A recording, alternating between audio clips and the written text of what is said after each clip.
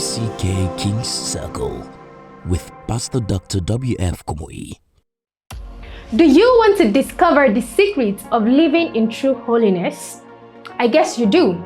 Here in the GCK King's Circle is a platform where your questions will be answered.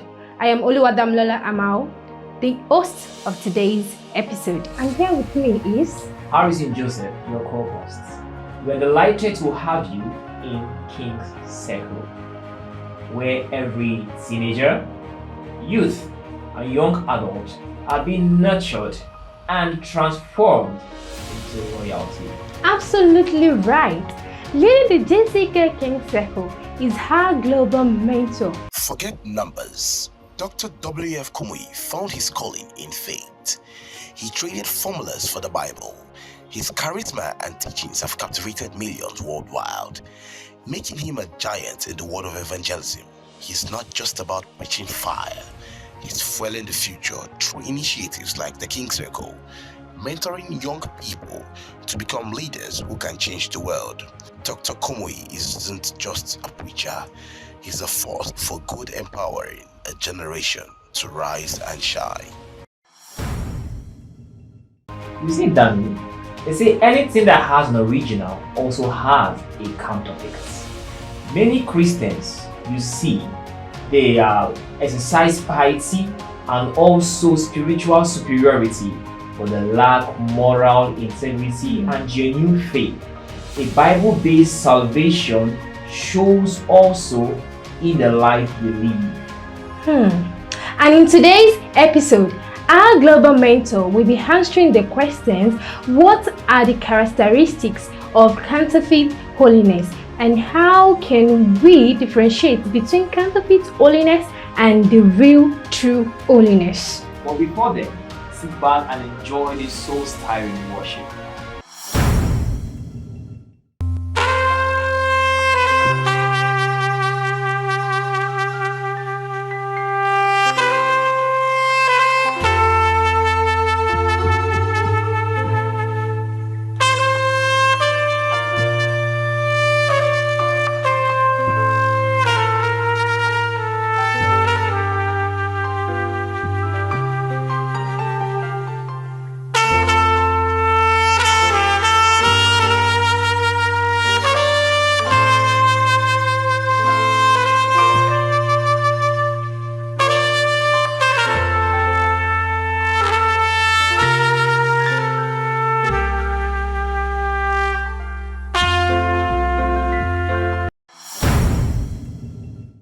I believe you are inspired by that refreshing worship.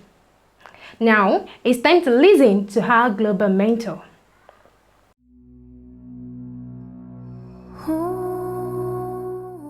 We need to have inward, genuine holiness,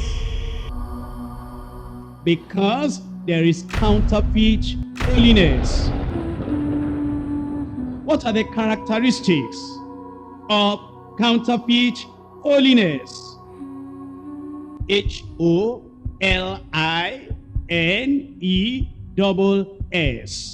H, hatred. They have hatred in their heart. The C shout holiness, counterfeit. Hatred in their heart. O is offense. They offend everybody. And they never mind. They don't care. They will scatter the house fellowship with their gossip. And they can't maintain a good family because of offense, offense, offense. And when you talk to these people, holiness, holiness. And it is counterfeit holiness because of offense. My dear friend, if everybody is complaining about you, although they will say, why are you doing like this? What have I done again? I'll tell you, because I want to have a conscience free of offense from everybody. I don't want to have you in my mind. I don't want to bear grudge or malice. See what you did. See what you told so and so about me. And you know this sin is not true. Why are you doing like this? That offends you. Well, I'm clear before the law. One thing I know. You may not accept that I'm a child of God. But I'm telling you, I believe in holiness. My dear friend, that's counterfeit. L is lying. People lie with action. In fact, Isn't that one of the characteristics of hypocrisy? Pretense, lying, a lying tongue, you lie with action. If you do something that your parents don't appreciate and they ask you, all they can do is to beat you. That's all they can do. And within a few minutes, the beating is over. All your parents can do is to deny you of something. And that denial, maybe one day, 1 week, it's over. But if you tell a lie, the judgment is not for a day. The judgment is not for a month. All liars shall have their part in the lake, which burneth with fire and brimstone. That's the lake of fire. There is idolatry. Idolatry. Covetousness is idolatry. Yes, my friend. Covetousness is when you want something so much that everything you have that God has given you, you are not satisfied.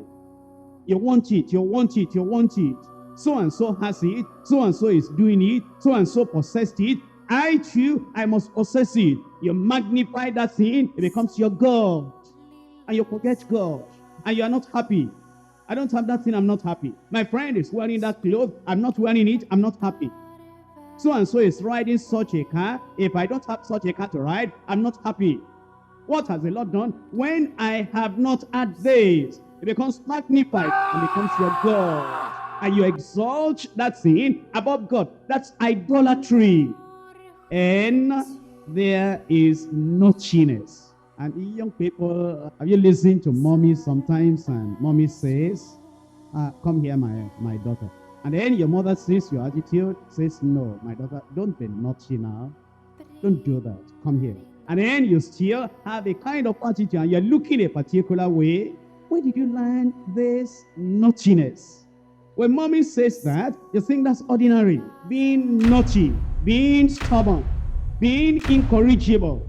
It's not a simple thing. It's not something we just overlook. Naughtiness is part of the false holiness. If there is envy, but if you have bitter envy and strife in your heart, glory not, and lie not against the truth. This wisdom, cleverness, worldly wisdom, this wisdom descendeth not from above, but is earthly, sensual, devilish.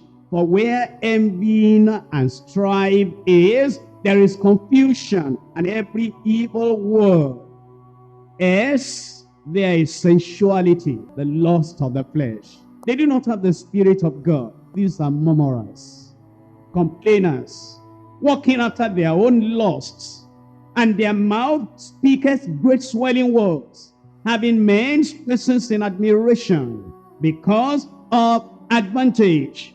They honor some people, not because they want to honor them ordinarily, because of the advantage of what they think they are going to get from them. And the final S is self-will. So there are people that profess holiness. They are not afraid to speak evil of dignitaries. That is, those who are appointed by God, dignified by God, honored by God. They are not afraid to speak evil of them. Even if those people are there, do they care?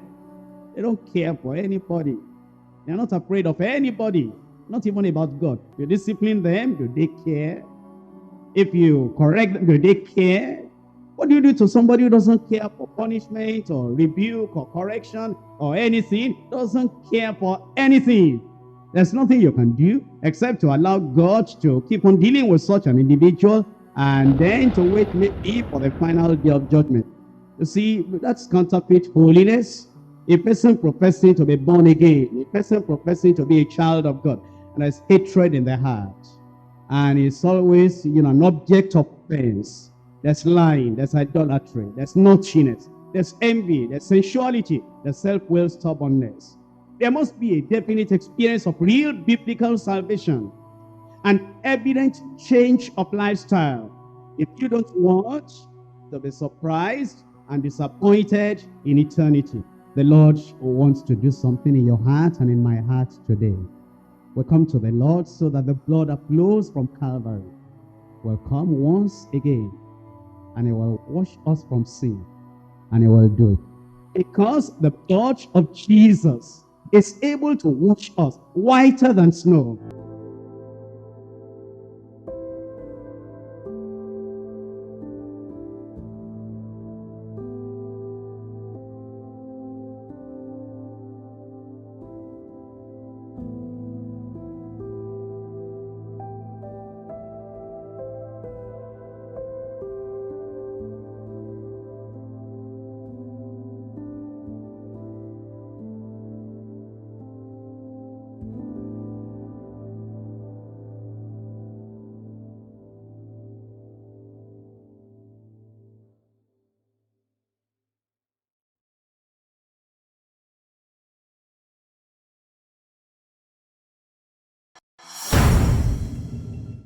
Welcome back.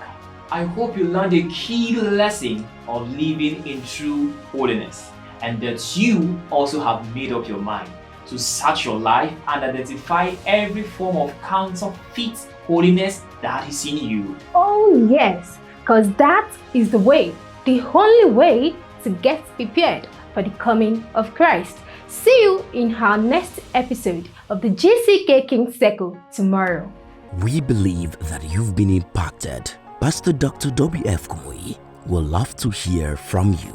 Please visit our social media platforms and don't forget to join us on the next episode of GCK-KC Circle.